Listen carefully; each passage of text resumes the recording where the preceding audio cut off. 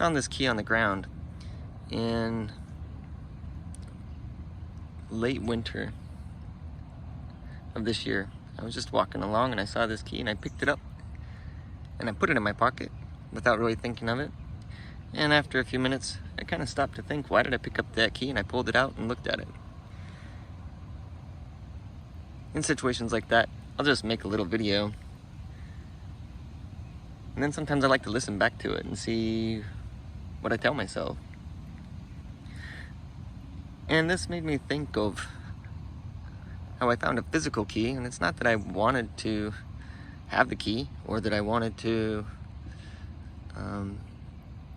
find what the key opened or anything like that. But what I would really want to do, if I had the opportunity, would be to find the owner of the key and to return it to him. Because there's probably something that they can't access to its full potential, or something that they can't use or whatnot because they don't have the key. Or maybe they had to go to a lot of work to go and get a replacement. Or maybe they had an extra one and they didn't even think about it.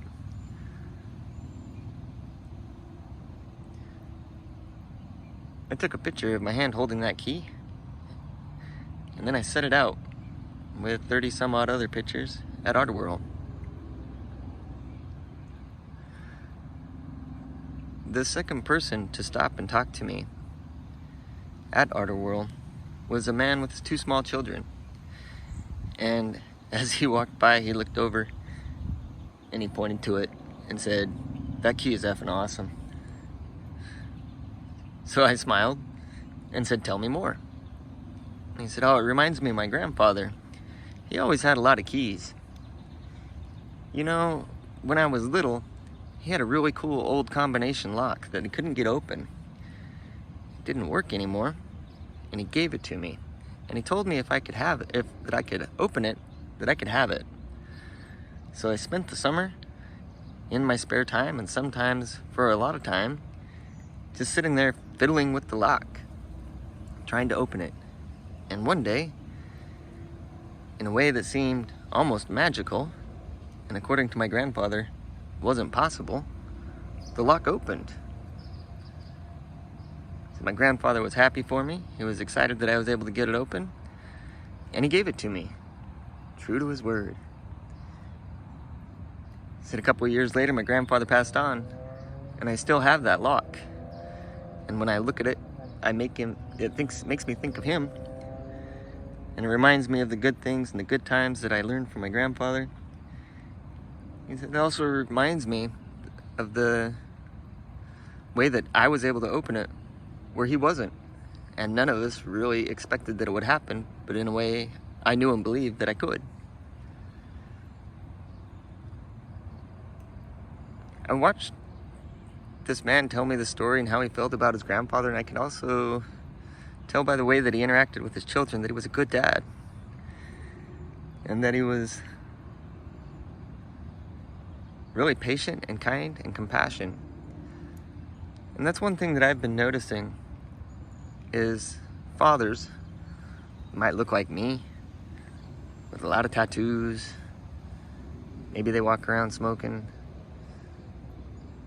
And they look like they might not be great dads according to some of the pictures and expectations we have in our mind, especially because of the media from when we were growing up. But I see how they are with their children. And I see their children and how they behave and how they act.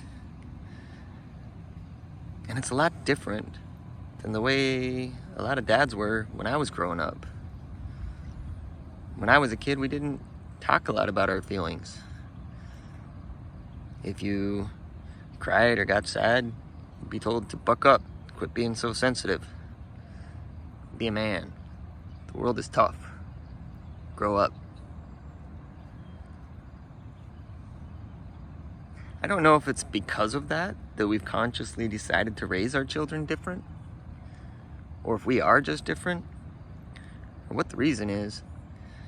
But I know that I'm much more patient and compassionate and willing to sit and talk about things like our feelings and how to handle our emotions with my sons than with what I received. Not that anything was bad about the way that I was raised. It just wasn't the way it was. Which, when I think of it, was actually kind of an improvement from the way that my father was raised in his generation, where children were to be seen and not heard. So that makes me think of the lock that the man received from his grandfather. It almost feels like the lock and being a father could kind of be related, to where our fathers and our grandfathers maybe had different priorities.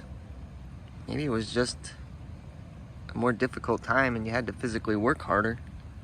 You didn't have time for things like emotion and listening to your children and talking about your feelings.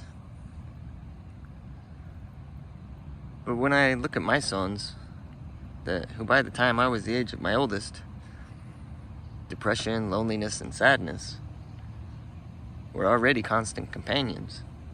And I'd even contemplated quite seriously about not wanting to be here anymore. So I wonder if, like that man whose grandfather had a lock that he couldn't open up, but whose grandson was able to take it and work on it and open it, what if we've done something as fathers? What if we've taken and opened up our hearts a little bit? I like to think of that. One of my favorite things is to walk around and talk to other dads, especially if they've come from really rough situations. Drugs and violence and abuse. And to see now how they're really great fathers.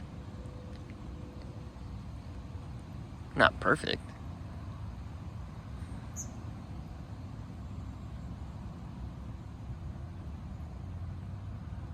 But our children are different. And they're happier. At least in an emotional level. So I'm grateful that I found the key. I'm grateful that I made up this little story in my mind. I'm grateful for the interaction that I had with the man and watching him with his relationship with his children. I thought it was great that after I told him, take that picture, it's yours, and if you'd like, your children can have some. And that when they picked a couple of pretty purple flowers, he took just a minute to stop and talk to them about how pretty they were.